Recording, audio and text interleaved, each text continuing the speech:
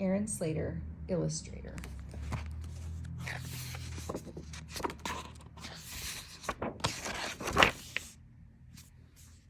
Beautiful. At the end of the garden, in the soft fading light, when the day turns to dusk and the dusk into night, the sweet scent of jasmine floats into the air to mix with the music and laughter, and there Aaron D. Slater soaks it all in with his flowery blanket tucked under his chin. Words drift like music, melodious, mild, a sweet summer song for a sweet summer child who drifts off to sleep as the cottonwoods sway at the end of the garden at the end of the day. It's summer, then summer, and summer once more, and soon Aaron D. is a youngster of 4. The jasmine climbs higher, the roses have grown, and Aaron himself has a spot of his own for seedlings and saplings beside the slate walk, which he illustrates daily with his bucket of chalk. But what he loves most, what makes Aaron's heart sing, is to listen to books in the old garden swing. To write stories, he thinks, is the greatest of things. But first he must read. It's the best place to start. And young Aaron wants to with all of his heart. But the words are just squiggles, and try though he might, even with help, Aaron can't get it right. Why can't I do it? Why is it so hard? He goes back to drawing on slates in the yard. It's school time at last. In his sunflower socks and bright poppy red jacket with matching lunchbox, he marches to class with the teacher's bouquet, ready to read by the end of the day. But he doesn't that day, or that month, or that year.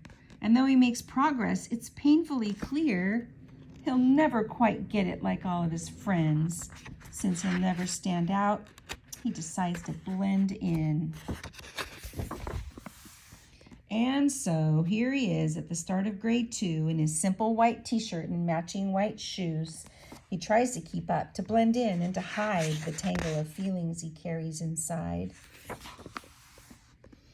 At first, it goes well since his teacher is new and a bit overwhelmed by this hullabaloo. But things settle down and Miss Greer finds her stride. And once she gets rolling, there's no place to hide. Class, she says, here's an assignment for you. Write me a story. Write something true. And so Aaron does what young Aaron must do. He works on his story like the rest of grade 2. He writes through the evening. He writes through the night. He writes and he writes till the dawn's early light. Then he drags off to school with his shoes filled with lead and his stomach in knots and a pain in his head. He waits for his turn with a heart full of dread. Miss Greer calls his name, and Aaron D. stands and unfolds his sheet in his trembling hands.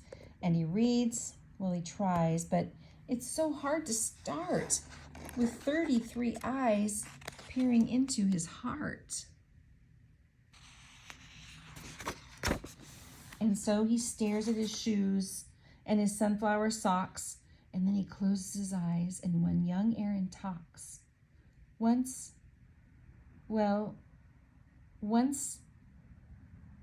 there was a flower. No, wait, I know.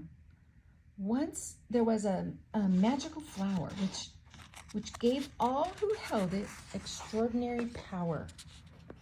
And so begins the most perfect of tales of an imperfect hero whose courage then fails when the day turns the dusk and the dusk into night, and the moon rises high and the dragon takes flight, and who learns after all in the wee morning hours, strength comes from the heart and not magical flowers, that beauty and kindness and loving and art lend courage to all with a welcoming heart.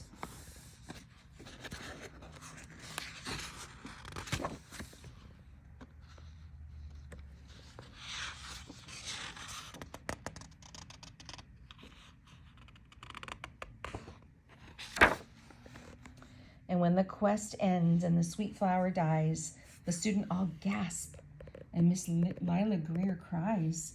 The silence that follows rattles his heart. He tries to say something, but where would he start? He turns in a paper with no words at all, then blinks back a tear and escapes down the hall. where Miss Lila finds him by the slate-colored wall. Time stops for them both, the teacher and boy, his heart filled with anguish.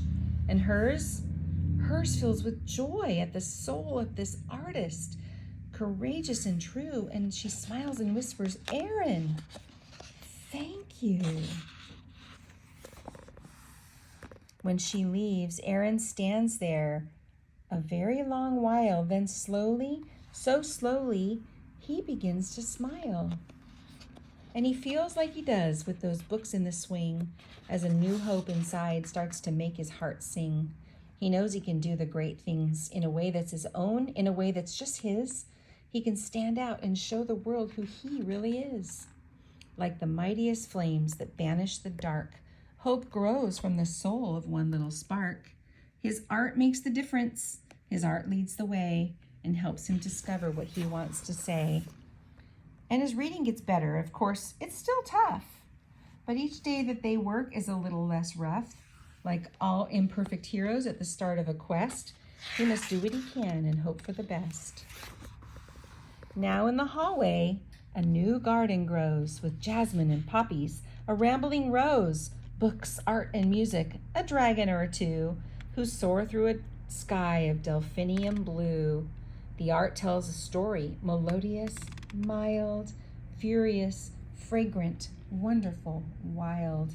It's all from the heart, and it's all of it's true for Aaron, Miss Greer, and the kids of grade 2. It's a place full of beauty for one and for all, the Illustrator's garden at the end of the hall.